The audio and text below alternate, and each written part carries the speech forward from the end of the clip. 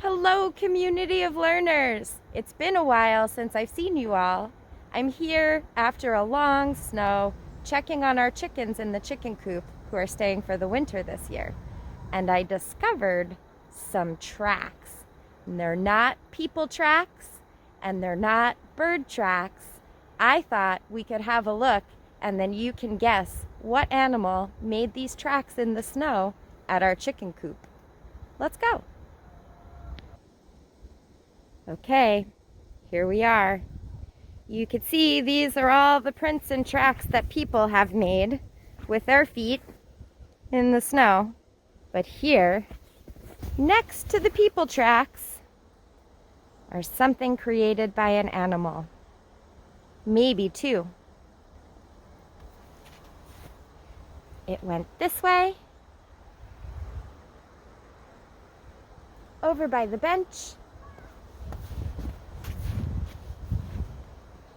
and kept going all the way to the end of the farm road. Now it's time to guess what kind of animal made these tracks. Let's look closely at one set. Closer, closer. You can see that the animal that made these tracks has paws that were two different shapes. The paws in the back are longer, and the paws in the front look a little bit smaller. What animal do we know that has paws longer in the back and smaller in the front? It's a rabbit!